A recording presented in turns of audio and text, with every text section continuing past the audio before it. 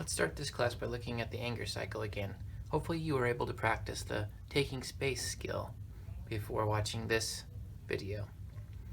The anger cycle, if you remember, starts out with cruising along before anything's happened yet. Doesn't matter what you're doing here as long as you're not heading towards anger. Then we have our invitations, and that's where something happens. It invites you to become angry, invites you to have some feelings and some reactions. Then we have our warning signs. These are the things telling you that you are headed towards anger. These are either physical signs or emotional feelings signs. And we could head to anger from there. We have sometimes do things that we will regret here in anger. And they also come with consequences that we may not like, such as getting hurt, hurting someone else, having legal problems, school problems, other things like that. There also can be positive consequences, which we talked about before. Sometimes getting that anger out can be a positive consequence for you. And then, probably most importantly, to remember is that we go back to normal eventually. And knowing that can be a powerful tool that we're going to talk about today.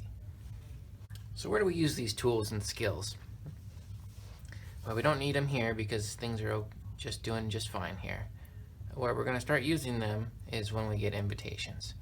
And we'll probably need to keep using them as much as we can to try to prevent from getting to anger. And sometimes after anger also to help calm down.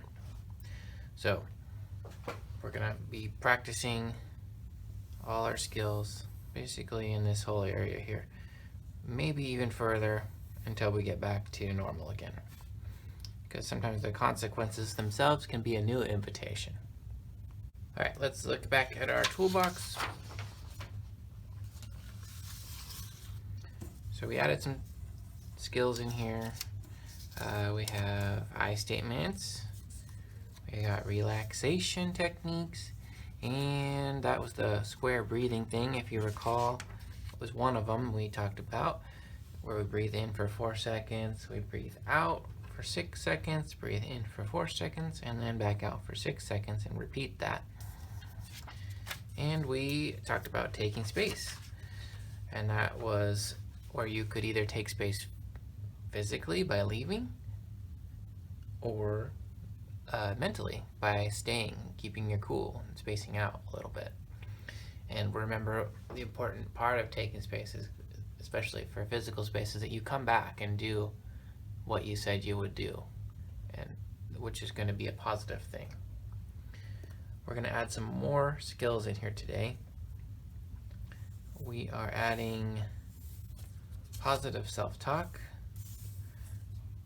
anchoring, attention getters, and unhooks. So we have a lot to cover today. All of these, positive self-talk, attention getters, unhooks, and also affirmations, which I don't have a little tag for, are all part of anchoring. Anchoring is kind of like a ship or a boat has an anchor. They put that out and it keeps the boat from moving from where it's at. So with anger management, an anchor keeps you from moving forward with your anger and getting to a place you don't want to be. So a boat throws out an anchor, keeps it from moving. You're going to throw out your anchoring skills to keep you from getting angry. So with anchoring, it's all about self-talk. Self-talk is basically anything that you say to yourself. So some of the examples we have are saying it's going to be okay, or chill out, relax. They don't mean it. We're just repeating some things to ourselves to help calm us down. With negative self-talk, you're saying things that will get you more upset, like, I hate this person. I can't believe they did that. They don't have a right to talk to me like that. But with positive self-talk, we're saying things that are going to lead us away from anger. So when we start getting an early warning sign, sometimes it's good to use an attention getter. An attention getter is something that like kind of snaps you into thinking again. So they're real short, quick, one-word things sometimes. So for our examples, we got handcuffs, we got lockup, police lights. Think about these things. We can also have positive things like family, remembering that they're important to you, your freedoms that you have, maybe a pet that you wouldn't see if you were in trouble. If you have a kid, maybe a kid, or your job, if you have a job. I hear a lot of complaints about jail food, so if you don't like that, that could be an attention getter for you. So if you can use an attention getter before you get to anger or while you're approaching anger, then you can snap your thinking into something more productive. So another way to do that is with some affirmations. Telling yourself, I can control myself. It's a positive affirmation about something that you can control. I love my family. Again, it's hard to be angry when you're thinking about love, so you're trying to counteract that. I'm a smart person. You make smart choices. I'm a good friend. I can do this. All things that will help you. With unhooks, it's kind of putting things in a different perspective.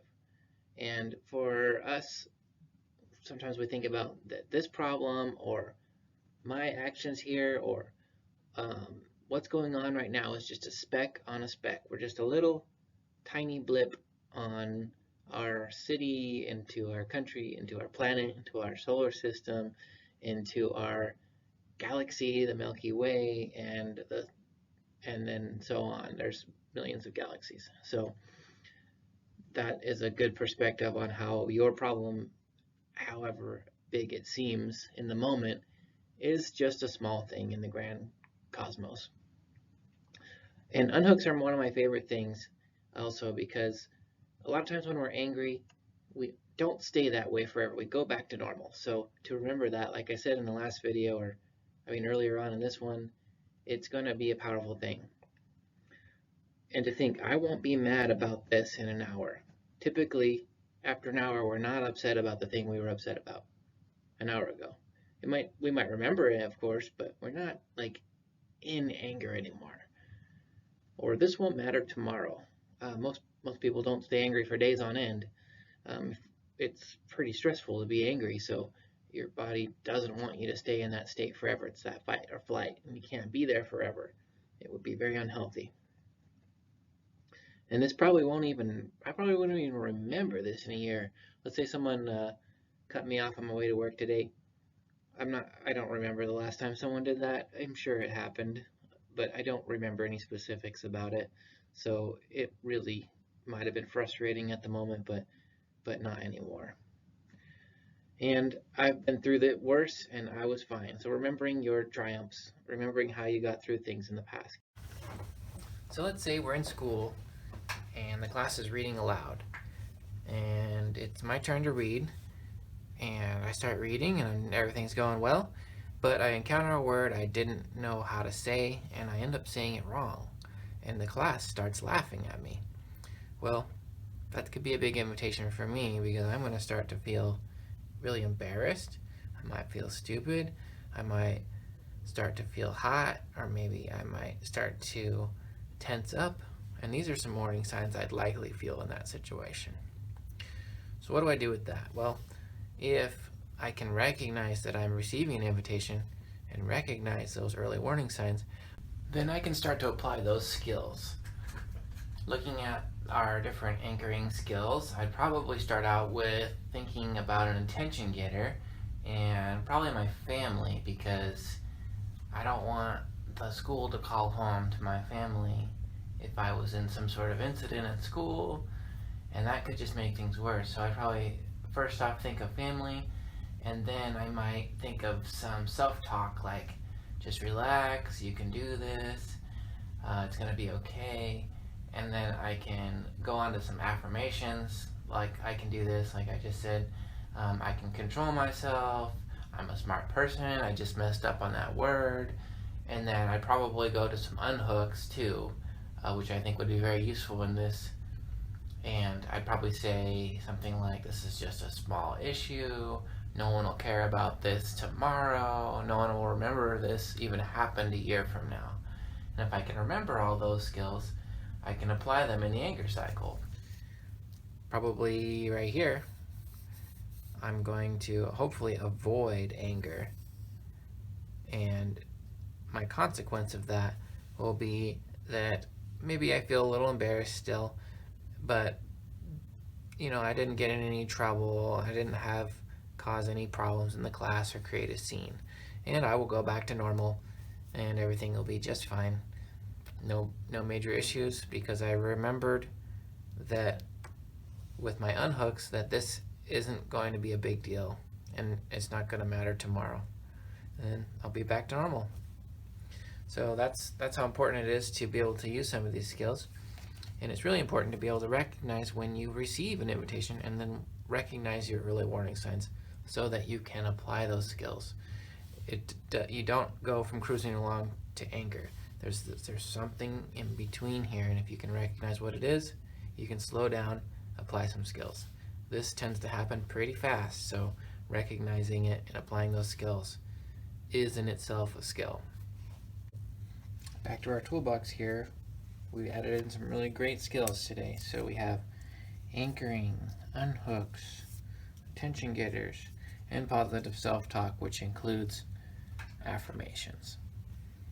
Practice these, work out some different scenarios where they might be useful to you, and give them a shot. They work. I use them.